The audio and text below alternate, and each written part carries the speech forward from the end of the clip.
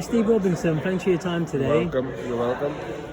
Now tell me about your sort of background in boxing, because I sort of heard about you recently from Sporting Icons videos. Yeah.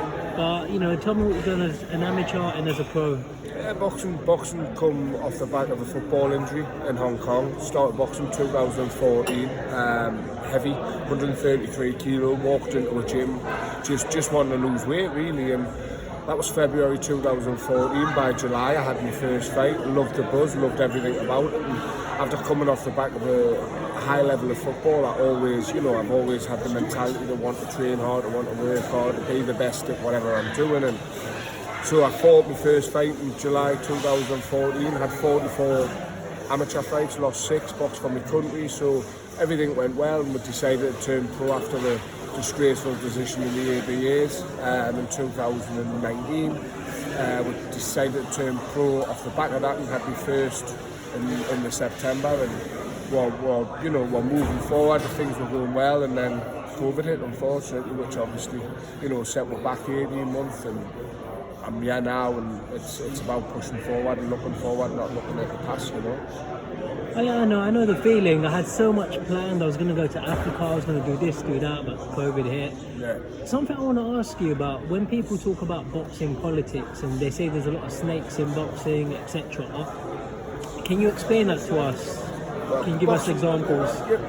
Listen, they're looking at trying to possibly boxing's one of the oldest Olympic sports ever, and they're looking at by 2028 to saying that it could be gone from the Olympics. Yeah. That says it all. You know what I mean?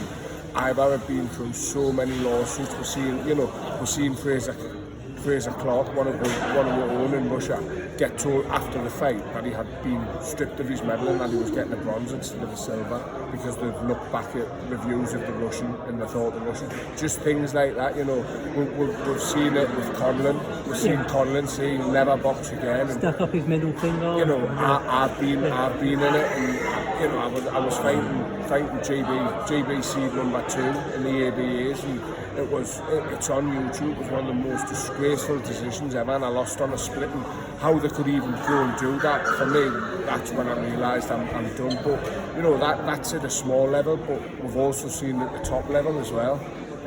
And it's a shame that it happens, but at the same time, that's a sport we're in. Yeah. We've decided to be in this sport. We have to accept that. There's going to be times when it could go the wrong way, and like I've said, it's about looking forward, pushing past everything, and just making sure that you focus on yourself. My aim's obviously Saturday night. Obviously, just someone's opinion. If you know you won the fight and they're gonna lie and say you didn't win the fight, just get on with it. You know you won the fight regardless. Now, I think the worst one I ever saw. You remember Roy Jones in Seoul? Was it Korea? No, I can't remember that. You ever seen that? No. They robbed him in the amateurs. He boxed this guy's head off. Boxed his head off, and they still gave it to the home guy. Like I say, it's going to happen more so in the amateurs, and it's so frustrating when it happens at a higher level of the amateurs. When you box a youth country or an ABA final, like it was for me. You go through all that. There was 6 fights leading up to that, and on the last fight, you think you're going to get your arm raised, and then you're told that you've lost on a split when you know you haven't.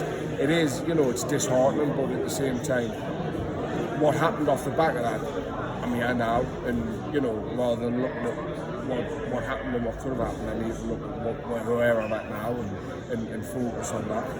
Yeah, but as I say, let's move on. And as I say, just someone's opinion. If you know you won the fight and you want to lie, I don't care what you've got to say. Yeah. On a more positive note, so what are your future ambitions? Obviously, you've got to get Saturday out of the way. Don't lose focus of that. What can you tell us about the opponent? Do you know what it is? You've hit the nail on the head. I've got to get Saturday out of the way, and then we'll look forward from there. But a lot of people, can sit and look at my record and say, oh, it's fighting another, person who's only had one fight. But you look at Johnny Nelson, an absolute legend of the sport, become a world champion. He lost his first 3 fights. Yeah. Lost his first 3 fights. Yeah. And the likes Lomachenko lost his 2nd fight, become a world champion. Floyd Mayweather on his 8th fight fought somebody who was on his debut. So, there's nobody can look at it's more dangerous fighting somebody who's only had 1 fight than somebody who's had 30 fights and lost 26 of them, in my opinion. So I don't know much about Shane.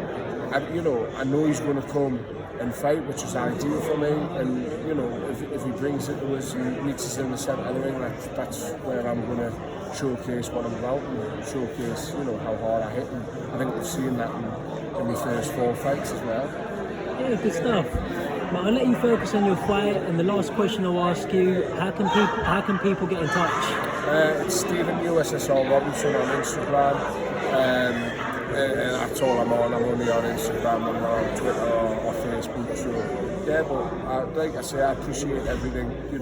Everyone following and every little interview I do with yourselves and all the other people. So it's just a big thank you to all you lot as well for keep pushing my career forward, as well as the followers who are following and supporting as well. That's a pleasure, and I look forward to talking to you in future. Thank you very much. Cheers, mate.